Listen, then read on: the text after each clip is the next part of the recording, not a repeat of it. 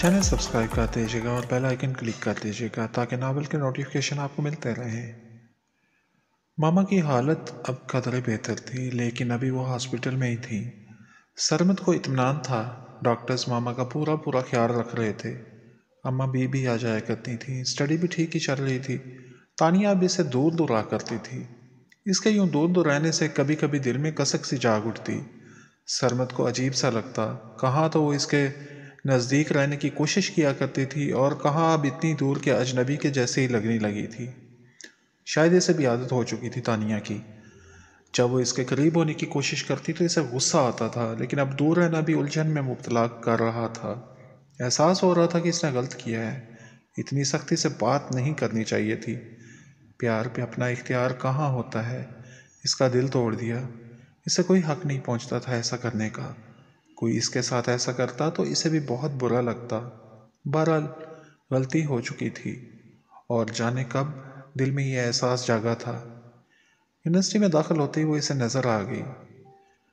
تھکے قدموں سے چلتی ہوئی وہ کسی سوچ میں گم تھی۔ وہ اس کے قریب چلا گیا۔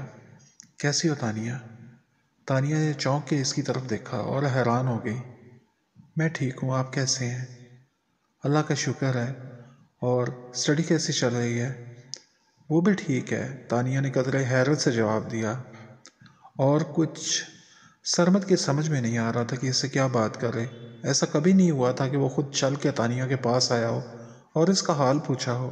تانیہ ہی اسے ڈھونڈتی رہتی تھی اور اس سے بات کرنے میں بھی پہل وہی کیا کرتی تھی۔ تم سے بات نہیں ہوئی تھی کافی دن سے، تو سوچا کہ تم ٹھیک تو ہو، پوچھ لوں تم سے۔ وہ وضاحت کر رہا تھا، لیکن تانیہ کے لیے تو یہ خوشی کی بات تھی کہ وہ اس سے بات کر رہا تھا۔ وہ اسے مسلسل دیکھ رہی تھی۔ وہ پیارا تو لگتا ہی تھا۔ آج تو اس کے قریب آنے پہ خوشی سے جو احساس جاگا تھا وہ اس سے پہلے اس نے کبھی محسوس نہیں کیا تھا۔ وہ وارفتگی سے اسے دیکھ رہی تھی۔ سرمد نے اس کی آنکھوں میں جھانکا۔ تانیہ کی آنکھوں سے چھلکتا پیار دیکھ کے وہ تھوڑا پزل ہو گیا۔ دل دھڑکا۔ تانیہ کو خوش دیکھ کے اسے خوشی ہو رہی تھی، دل کی بے چینی بھی کچھ کم ہو گئی تھی۔ سرمد، وہ بڑے پیار سے بولی۔ جی تانیہ، وہ ہڑبڑا گیا۔ چائے پینے چلیں؟ وہ اسے پوچھ رہی تھی۔ اس کی خوشی دیکھ کے وہ انکار نہ کر پایا۔ چلو چلتے ہیں۔ وہ اس کے ساتھ چل پڑا۔ کافی عرصے بعد وہ یوں پاس بیٹھے تھے۔ چائے پیتے ہوئے باتوں کے دوران وہ کبھی کبھی اسے دیکھ لیتا، اور تانیہ، وہ تو صرف اسے ہی دیکھ رہی تھی۔ اسٹڈی میں کوئی مشکل ہو تو پوچھ لیا کرو، سرمد نے اسے آفر کی۔ اچھا پوچھ لوں گی، وہ مسکراتے ہوئے بولی۔ آج وہ بہت خوش تھی۔ شاہ صاحب کا تعویذ کام کر گیا تھا۔ اسے یقین ہو گیا کہ یہ صرف تعویذ کی وجہ سے ہی ہوا ہے۔ آج ہی اس نے تعویذ والے پانی سے غسل کیا تھا، اور آج ہی سرمد خود پاس آ کے نہ صرف اس سے بات کی بلکہ اسٹڈی میں مدد کرنے کے لیے بھی حامی بھر لی۔ یہ سب کچھ ناقابل یقین تھا اس کے لیے۔ سرمد کی طرف سے بالکل ہی نا امید ہو کے اس نے قدم پیچھے ہٹا لیے تھے، اور اس کی بے حسی اور سخت رویے سے دل برداشتہ ہو کے دل کو تسلی دے لی تھی کہ وہ اس کی قسمت میں نہیں ہے۔ اس پتھر سے سر پھوڑنے کا کوئی فائدہ نہیں۔ اور اب ایک ہلکی سی امید کا دامن تھام کے چل پڑی تھی وہ، اور اچانک ہی حیرت انگیز طور پہ وہ اس کے قریب آ گیا تھا۔ کاشف کی خوشی کا کوئی ٹھکانہ نہیں تھا۔ دن قریب آ رہے تھے ملن کے۔ منگنی کی بجائے اب شادی کا ہی طے ہوا تھا۔ آج وہ خاص طور پہ یونیورسٹی آیا تھا سب میں شادی کے کارڈز بانٹنے۔ آفس سٹاف اور فیلوز کو کارڈز دے رہا تھا۔ سبھی حیران تھے۔ وہ سوچتے تھے کہ کاشف ہنا کے ساتھ تو ہے، لیکن کبھی نہ کبھی یہ ساتھ چھوٹ ہی جائے گا۔ کاشف کے ساتھ کا خواب دیکھنے والی کئی لڑکیوں کے دل ٹوٹے تھے، جو اس امید پہ انتظار کر رہی تھیں کہ کاشف جلد ہی ہنا سے بھی اکتا جائے گا اور پھر ان کا راستہ صاف ہو جائے گا۔ سب سے زیادہ غصہ تارم کو آیا۔ کاشف نے کارڈ اس کو دیا تو اس کی سمجھ میں ہی نہ آیا۔ یہ کیا ہے؟ اس نے کاشف سے پوچھا۔ شادی کا کارڈ ہے۔ کس کی شادی؟ وہ سراپا سوال تھی۔ میری اور ہنا کی شادی۔ کیا؟ اس کا رنگ پیلا پڑ گیا۔ کاشف کے لیے اس کا رد عمل غیر متوقع تھا۔ ہنا سے شادی؟ کاشف، یہ کیا مذاق ہے؟ اس کی پھنسی پھنسی سی آواز نکلی۔ یہ مذاق نہیں، حقیقت ہے، کاشف اطمینان سے بولا۔ کاشف، وہ تمہارے قابل نہیں ہے۔ ایسی لڑکیاں صرف ٹائم پاس کے لیے ہوتی ہیں۔ وہ بامشکل اتنا ہی بول سکی۔ تارم، تم نہیں جانتی وہ کتنی مخلص ہے میرے لیے، کتنا چاہتی ہے مجھے۔ صرف چاہت نہیں دیکھتے، اور بھی بہت کچھ دیکھا جاتا ہے۔ وہ تمہارے اسٹینڈرڈ کی نہیں ہے۔ ٹائم پاس کرنا اور بات ہے، لیکن شادی؟ تم زیادہ ہی جذباتی ہو گئے ہو. کچھ دن مزید اس کے ساتھ فزیکل ریلیشن رکھو، دیکھو کیسے محبت ہوا ہو جاتی ہے. جسمانی تقاضوں کو محبت نہ کہو. وہ جذبات میں بولتی چلی گئی. بہت غلط سوچ رہی ہو، اور ہمارے درمیان ایسا کوئی ریلیشن نہیں ہے. مجھے بہت دکھ ہوا ہے کہ تم ایسا بھی سوچ سکتی ہو. کاشف افسوس بھرے لہجے میں بولا. وہ کہکا لگا کے ہنسی. سبھی یہی کہتے ہیں، اقرار کرتے ہوئے ڈرتے ہیں. کیسے ممکن ہے ایک لڑکا اور لڑکی ایک دوسرے کو چاہتے ہوں اور قریب نہ آئیں؟ ممکن ہے. تمہیں یقین نہیں آتا تو نہ صحیح، مجھے یقین دلانا بھی نہیں. جو مرضی سمجھتی رہو. کاشف کا لہجہ اسپاٹ تھا. تمہیں اس سے محبت نہیں ہے. محبت ہوتی تو مجھ سے بات کیوں کرتے، میرے قریب کیوں آتے؟ نہیں ہے تمہیں اس سے محبت. وہ اسے گھور رہی تھی. تارم، بات تو میں ہر یونیورسٹی فیلو سے کر لیتا ہوں. اس سے پہلے کئی لڑکیوں سے افیئر بھی چلا چکا ہوں. تو مان لو پھر کہ یہ بھی ایک افیئر ہی ہے. تم آخر ایسا کیوں چاہتی ہو؟ وہ زچ ہو گیا. اس لیے کہ مجھے تم سے پیار ہو گیا ہے. میں تمہیں پانا چاہتی ہوں. اچھا تو یہ بات ہے. کاشف نے ایک گہرا سانس لیا. دیکھو تارم، تم نے غلط مطلب لے لیا. تم سے بات کرنے کا مطلب یہ ہرگز نہیں تھا کہ تم ایسا کچھ سوچ لو. انسان بہت سے لوگوں سے بات کر لیتا ہے جو اس کے حلقہ احباب میں ہوتے ہیں. تم اچھی لڑکی ہو، اس لیے تم سے بات کرتا رہا. باوجود اس کے کہ تمہاری وجہ سے میرے اور ہنا کے بیچ میں کئی بار غلط فہمیاں پیدا ہوتی رہیں. میں یہی سوچتا تھا کہ ہنا زیادہ جذباتی ہو جاتی ہے. جب کوئی ایسی بات ہے ہی نہیں تو شک کیوں؟ پر مجھے اب پتہ چل گیا ہے کہ یہ غلط فہمیاں تم جان بوجھ کے پیدا کرتی رہی ہو. ہاں، میں جان بوجھ کے کرتی رہی ہوں، کیونکہ میں تمہیں پانا چاہتی ہوں کاشف، ہر صورت میں، ہر قیمت پہ. ایسا نہیں ہو سکتا تارم. بچوں جیسی باتیں مت کرو. میں کوئی کھلونا نہیں ہوں جسے حاصل کر لیا جائے. اپنے دل سے یہ خیال نکال دو. ہاں، اگر ہنا میری زندگی میں نہ آئی ہوتی تو میں تمہارے بارے میں سوچتا، وہ بھی اگر میرا دل مجھے کہتا تو. اگر تمہاری زندگی میں ہنا ہی نہ رہے تو؟ وہ ٹھہر ٹھہر کے بولی. یہ ممکن ہی نہیں. ہنا میری زندگی میں آ چکی ہے اور اب وہ کبھی نہیں جائے گی. کاشف قطعی انداز میں بولا. اور اگر وہ اس دنیا میں نہ رہے تو؟ ایسا سوچنا بھی مت. اگر تم نے اسے نقصان پہنچانے کی کوشش بھی کی تو میں تمہارا وجود صفحہ ہستی سے مٹا دوں گا. وہ غصے سے بولا. چلو دیکھتے ہیں کیا ہوتا ہے. میں جو چاہتی ہوں پا کے رہتی ہوں. وہ ہنس پڑی. دیکھو، مجھے مجبور مت کرنا کہ میں کوئی انتہائی قدم اٹھا بیٹھوں. ہنا کے لیے میں کچھ بھی کر سکتا ہوں، اور میں اپنے پیار کے لیے، اپنی ضد کے لیے کچھ بھی کر سکتی ہوں. تمہارا جنون دیکھ کے تو مجھے لگتا ہے کہ ہنا کو تم نے ہی اغوا کروایا تھا.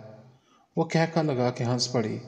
ہاں تو جاؤ، جا کے پولیس کو بتاؤ کہ میں نے اغوا کیا تھا.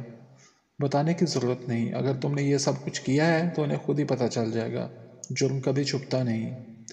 اس نے ہاتھ میں تھما ہوا کارڈ پھاڑ دیا اور اس کے کئی ٹکڑے کر کے کاشف کو تھما دیے اور تیز تیز قدم اٹھاتی چل دی. کاشف اسے دیکھتا رہ گیا. وہ سخت غصے میں تھی. کارڈ کے ٹکڑے اس نے ڈسٹ بن میں پھینک دیے. ابھی کچھ کارڈز باقی تھے.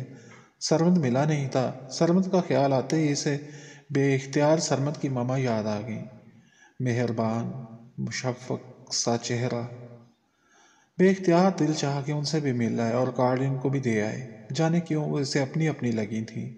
قدم اٹھتے چلے گئے. کچھ دیر بعد وہ ہاسپٹل میں تھا. اسے یہ بھی خبر نہیں تھی کہ وہ ہاسپٹل میں ہی ہیں یا گھر چلی گئی ہیں. ہاسپٹل کے اندر داخل ہوتے ہی اسے پاپا کی اوڈی نظر آئی. ڈرائیور گاڑی میں بیٹھا ہوا تھا اور گارڈز کی گاڑی بھی موجود تھی. گن سنبھالے وہ چوکس کھڑے تھے. شاید کسی کام سے آئے ہوں گے پاپا. اس نے گاڑی پاپا کی گاڑی کے ساتھ لگا دی. ہاسپٹل کی پارکنگ ایریا کا انچارج بھاگا بھاگا آیا. گاڑی پارکنگ میں لگائیں سر. اتنے میں مسٹر رندھاوا کے گارڈز کاشف کے پاس آ گئے. انہوں نے کاشف کو سیلوٹ کیا. پاپا اندر ہیں؟ کاشف نے ان سے پوچھا. جی سر، وہ اندر ہی ہیں. معذرت چاہتا ہوں، آپ کو پہچانا نہیں سر. پارکنگ انچارج مؤدبانہ انداز میں بولا. کوئی بات نہیں. کاشف اندر کی طرف چل دیا. تارم کی باتیں اس کے دماغ میں گونج رہی تھیں. وہ اسے سمجھ ہی نہ پایا تھا اور اب اس کی دھمکیوں کو خاطر میں نہیں لایا تھا. گارڈز اس کے ساتھ چلنے لگے تو اس نے ہاتھ کے اشارے سے انہیں روک دیا. اسے پروٹوکول کی عادت نہیں تھی. وہ ایک عام انسان کی طرح جینا چاہتا تھا. مسٹر چودھری کی بات کچھ اور تھی. وہ بزنس ٹائکون تھے اور ان کی پروفیشنل اپیرنس کے لیے یہ سب ضروری تھا. اسے وہ کمرہ یاد تھا جہاں سرمد کی ماما ایڈمٹ تھیں. کسی سے پوچھنے کی ضرورت نہیں پڑی. چند لمحوں بعد وہ کمرے کے سامنے کھڑا تھا. کیا پتا وہ کہیں سو نہ رہی ہوں، ڈسٹرب نہ ہو جائیں. دروازے پہ کھڑا وہ یہی سوچ رہا تھا کہ دروازہ کھلا اندر سے نکلنے والی شخصیت اس کے لیے اجنبی نہ تھی۔ اس کے سامنے مسٹر چودھری کھڑے تھے اور وہ حیران ہو کے ان کو دیکھ رہا تھا۔ پاپا آپ یہاں؟ بے اختیار اس کے منہ سے یہی نکلا۔ مائی سن، شام کو گھر پہ بات ہوگی۔ انہوں نے اس کے شانے پہ ہاتھ رکھ کے تھپتھپایا اور اسے حیران چھوڑ کے آگے بڑھ گئے۔ فاخرہ کی طبیعت مکمل طور پہ ٹھیک نہیں ہوئی تھی۔ 2-3 دن بعد پھر سے تکلیف ہونے لگتی تھی۔ وہ تنگ آ چکی تھی ہاسپٹل سے اور گھر جانا چاہتی تھی، لیکن خرم چودھری یہی چاہتے تھے کہ وہ مکمل طور پہ صحت یاب ہو کے یہاں سے جائیں۔ اس لیے ان کے کہنے کے مطابق وہ مجبوری میں ٹکی ہوئی تھیں۔ ہر روز یا کبھی دوسرے روز وہ آ جاتے تھے۔ سرمد سے ابھی تک ان کا سامنا نہیں ہوا تھا، کیونکہ وہ صبح صبح آتے تھے اور تب سرمد یونیورسٹی ہوتا تھا۔ قسمت کے اس کھیل پہ وہ حیران تھیں۔ اتنے عرصے بعد خرم دوبارہ سے زندگی میں آئے بھی تو ایک بچے اور بیوی کے ساتھ، لیکن قصور اس کا اپنا بھی تو تھا، خود ہی چھوڑ کے چلی گئی تھی۔ خرم میں یہاں رہ کے تنگ آ گئی ہوں، گھر جانا چاہتی ہوں، وہ شکوہ کر ہی بیٹھی۔ خرم چودھری کے چہرے پہ مسکراہٹ آ گئی۔ فاخرہ، یہاں کون اپنی خوشی سے رہتا ہے؟ ابھی آپ کی حالت ٹھیک نہیں ہے۔ گھر کی بجائے یہاں سہولیات زیادہ ہیں، اور پھر یہ کمرہ بھی تو گھر کے جیسا ہی ہے۔ گھر جیسا ہے لیکن گھر تو نہیں۔ فاخرہ کا لہجہ اداسی لیے ہوئے تھا۔ گھر جا کے کیا کریں گی؟ وہ اسے پیار سے دیکھتے ہوئے بولے۔ چھوٹا سا گھر ہے، اس کے سین میں پودے لگائے ہیں، گلاب، سورج مکھی اور موتیا کے۔ پتہ نہیں اماں بھی ان کو پانی بھی ڈالتی ہوں گی یا نہیں، سوکھ نہ گئے ہوں پودے۔ صبح صبح سین میں اتنی چڑیاں آ جاتی تھیں اور میں ان کو دانہ ڈالتی تھی، ان کی چہکاریں سنتی تھی۔ یہاں ایسا کچھ بھی نہیں ہے۔ یہاں میں تو ہوں نا، ملنے آ جاتا ہوں۔ خرم چودھری کی بات پہ وہ چپ ہو گئی۔ کچھ نہیں ہوتا، حوصلہ رکھیں، جلدی آپ ٹھیک ہو کے اپنے گھر جائیں گی۔ اس گھر نہیں بلکہ اپنے اصل گھر، میرے ساتھ۔ نہیں، میں ایسا نہیں کر سکتی، آپ کے ساتھ نہیں جا سکتی۔ وہ اداس ہو گئی۔ کیوں نہیں جا سکتی؟ سرمد کی وجہ سے؟ نہیں، اب آپ کی اپنی زندگی ہے، بیوی ہے، بیٹا ہے، میرے جانے سے ان کی لائف ڈسٹرب ہوگی، اس لیے میں ایسا نہیں چاہتی۔ ایسا کچھ نہیں ہے، میں نے عائشہ کو سب بتا دیا تھا، وہ اس بات کے لیے تیار ہے۔ اگر ساتھ نہیں رہنا چاہتی تو کوئی بات نہیں، علیحدہ گھر میں رہ لیجئے گا، سوچ لیجئے گا۔ کچھ دیر باتیں کرنے کے بعد وہ رخصت ہو گئے۔ فاخرہ نے آنکھیں موند لیں۔ کچھ دیر کے لیے وہ ان کی باتوں کو ذہن میں دہرانا چاہتی تھی، ان کو سوچنا چاہتی تھی۔ آج وہ یونیورسٹی آ گئی تھی۔ دل نہیں کر رہا تھا یونیورسٹی جانے کو، لیکن پاپا روز ہی اسے سمجھاتے کہ اب زندگی پہلے والی ڈگر پہ آ جانی چاہیے، اسے یونیورسٹی جانا چاہیے۔ پڑھائی اور یونیورسٹی فیلوز میں مصروف ہو کے دل قدرے بہل جائے گا۔ وہ چاہتے تھے کہ اس کی زندگی پہلے جیسی ہو جائے، اس لیے اسے کہتے رہتے تھے۔ ان کے کہنے پہ آج وہ آ تو گئی۔ ڈپارٹمنٹ میں اس کا سامنا تارم سے ہو گیا۔ کیسی ہوئی نا؟ اتنے عرصے بعد تم سے ملاقات ہو رہی ہے۔ تارم کا انداز طنزیہ تھا۔ وہ ہمیشہ کی طرح فٹنگ والے ماڈرن ڈریس میں بال کھولے اس کے سامنے کھڑی تھی۔ ٹھیک ہوں، تم سناؤ؟ ہینا نے اس کا انداز نظر انداز کر دیا۔ میں بھی ٹھیک ہوں، لیکن تم اچھا نہیں کر رہی ہو۔ کیا مطلب؟ مطلب تم جانتی ہو، لیکن جان بوجھ کے انجان بن رہی ہو۔ کیا؟ جو کہنا ہے صاف صاف بتاؤ۔ وہ الجھ گئی۔ مبارک ہو تمہیں، آخر کاشف کو پا ہی لیا تم نے، حالانکہ تمہارے اور اس کے اسٹیٹس میں زمین آسمان کا فرق ہے۔ تم کبھی بھی اس کے ساتھ خوش نہیں رہ سکو گی۔ اس کے لہجے میں کاٹ تھی۔ ہنا اس کی طرف دیکھتی ہی رہی۔ کیا کہتی اس بات کے جواب میں؟ اس کا انداز بہت کچھ جتلا رہا تھا۔ تارم، تمہاری ان باتوں کے جواب میں کیا کہوں؟ مجھے کچھ سمجھ میں نہیں آتا۔ بس اتنا پتا ہے کہ جو ہماری قسمت میں ہوتا ہے وہ ہمیں مل جاتا ہے، چاہے ساری دنیا اسے ہم سے دور کرنے کی کوشش کرے، ہم سے چھین لینا چاہتی ہو، لیکن جو ہماری قسمت میں نہیں ہوتا وہ کوئی دے بھی نہیں سکتا۔ سب اللہ کے ہاتھ میں ہے، وہ جسے چاہتا ہے دیتا ہے۔ ہم انسان کیا اور ہماری حیثیت کیا؟ لیکچر دینا تو خوب آتے ہیں تمہیں، کاشف ایسے ہی تو نہیں فدا ہوا تم پہ۔ مڈل کلاس گھرانے کی لڑکیوں کی فطرت میں جانتی ہوں، انہیں باتیں کرنا ہی تو آتا ہے، باتوں سے ہی امیر زادوں کو پھانس لیتی ہیں اور پھر ساری زندگی عیش کرتی ہیں۔ یونیورسٹی میں تعلیم حاصل کرنے کا مقصد ہی یہ ہوتا ہے کہ گھر والوں کو رشتہ نہ تلاش کرنا پڑے۔ وہ زہریلے انداز میں بولی۔ لیکچر نہیں، میں نے تو حقیقت بیان کی ہے۔ اور رہی رشتے کی بات، تو میرے لیے رشتوں کی نہ پہلے کوئی کمی تھی نہ اب ہے۔ کاشف کو مجھ سے پیار ہوا تھا، میں نے پیش رفت نہیں کی تھی۔ ہنا تحمل سے بولی۔ وہ نہیں چاہتی تھی کہ کوئی بدمزگی ہو۔ اپنی حقیقت اپنے پاس ہی رکھو، کوئی تمہارے قدموں کے نیچے سے زمین کھینچ لے تو پھر دیکھوں گی کہ کیا پھر بھی تم ایسے ہی کہو گی، ایسی حقیقتیں بتاؤ گی؟ باتیں کرنا بہت آسان ہوتا ہے نا بی بی، لیکن جب خود پہ گزرتی ہے تو پتہ چلتا ہے۔ تارا، میں نہیں جانتی کہ تم ایسا کیوں کہہ رہی ہو۔ تم کاشف کو پسند کرتی ہوگی اور کاشف میرا ہو رہا ہے اس لیے پریشان ہو، لیکن میں کیا کر سکتی ہوں؟ اگر وہ تمہیں چاہتا ہوتا تو میں راستے میں نہ آتی۔ ہینا تحمل سے بولی۔ اچھا بننے کی کوشش نہ کرو ہینا، تم اچھی نہیں ہو، ذرا بھی اچھی نہیں ہو۔ وہ غصے میں ہونٹ کاٹتی پلٹ گئی۔ ہینا اسے دور جاتا ہوا دیکھ رہی تھی۔ کاشف دروازے سے اندر داخل ہوا۔ اسے دیکھ کے فاخرہ کو خوشی ہوئی۔ السلام علیکم، کیسی ہیں آنٹی آپ؟ اللہ کا شکر ہے، تم سناؤ کاشف؟ میں بھی ٹھیک ہوں۔ وہ صوفے پہ ٹک گیا، خاموش تھا۔ پچھلی بار جب آیا تھا تو کافی باتیں کرتا رہا تھا، لیکن اب چپ تھا۔ کیا بات ہے کاشف، تم چپ ہو؟ ٹھیک تو ہو؟ بس آنٹی ٹھیک ہوں، وہ الجھے لہجے میں بولا۔